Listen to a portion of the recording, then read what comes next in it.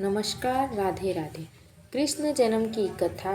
भागवत की रात को रोहिणी नक्षत्र में मथुरा के जेल में देवकी की गर्भ से भगवान श्री कृष्ण का जन्म हुआ। इसी कारण हर साल इस दिन श्री कृष्ण का जन्म उत्सव बहुत ही धूमधाम के साथ मनाया जाता है। इस दिन भगवान कृष्ण की पूजा विधि विधान तरीके से की जाती है। इसके साथ ही माना जाता है कि पूजा के साथ वाले दिन गोपाल की जन्म की यह कथा अवश्य सुनी जाती है। इससे सुख समृद्धि धन वैभव की प्राप्ति होती है। तो आइए आज मैं आपको श्री कृष्ण के जन्म की कथा सुनाती हूँ। भागवत पुराण के अनुसार द्वापर युग में मथुरा नगरी पर कंस नाम का एक अत्याचारी राजा शासन करता था। अपने पिता राजा अग्रसेन को गद्दी पर से हटाकर वह स्वयं राजा बन गया और अपने पिता को कारागार में डाल दिया। कहा जाता है कि कृष्ण को जन्म देने वाली देवकी कंस की चचेरी बहन थी। देवकी का विवाह वासुदेव के साथ हुआ, लेकिन वह अपनी बहन को बहुत प्यार करता था। कंस ने अपनी बहन देवकी का विवाह धूमधाम से किया और खुशी से विवाह की सारी रस्मों को निभाया। जब बहन को विदा करने का टाइम आया तो तब कंस ने वासुदेव और देवकी को रथ में बिठाकर स्वयं ही रथ चलाने लगा। तब अचानक ही एक आकाशवाणी हुई कि देवकी का आने वाला 8वां पुत्र ही कंस का काल होगा। आकाशवाणी सुनकर कंस क्रोधित हो उठा और वासुदेव को मारने बढ़ा। तब देवकी ने अपने पति के प्राणों की रक्षा के लिए कहा कि जो भी संतान होगी वह उसे स्वयं सौंप देगी।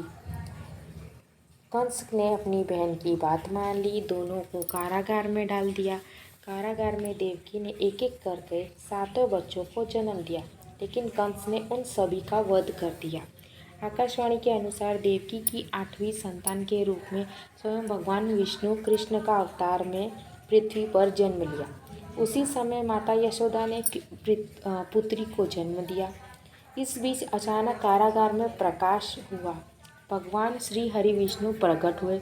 उन्होंने वासुदेव से कहा कि आप यह बालक को अपने मित्र नंद जी के वहाँ ले जाओ और वहाँ से उनकी कन्या यहाँ ले आओ। भगवान विष्णु के आदेश से वासुदेव भगवान कृष्ण को टोकरी में रखकर नंद जी के घर की ओर चल दिए। भगवान विष्णु की माया से सभी पहरेदार सो गए। कारागार के दरवाजे खुल गए। यमुना ने भी शांत होकर वासुदेव को जाने का मार्ग प्रशस्त कर दिया। वासुदेव भगवान कृष्ण को लेकर नंद जी के यहाँ सकुल और वहाँ से उनकी नवजात कन्या को लेकर वापस आ गए। जब कंस को देवकी की 8वीं संतान के जन्म की सूचना मिली, वह तत्काल कारागार में आया और उस कन्या को छीनकर पृथ्वी पर पटकना चाहा, लेकिन वह कन्या उसके साथ हाथ से निकल गई और आसमान में चली गई। फिर कन्या ने कहा कि हे मूर्ख कंस, तुझे मारने वाला जन्म ले चुका है और वह गोकुल पहुंच चुका है। अब तुझे जल्द ही तेरे पापों का दंड मिलेगा। वह कन्या कोई और नहीं, स्वयं योग माता थी। उसी बात का बिल्कुल सत्य थी साबित हुई। एक दिन भगवान कृष्ण ने कंस को मारकर इसे पापों का सर्वनाश किया, सभी गांव वालों को पापों से मुक्त कराया। इस पौराणिक कथा को सुनने के लिए हमारे चैनल को अवश्य सब्सक्राइब करें और इस वीडियो को ढेर सारा प्यार दें।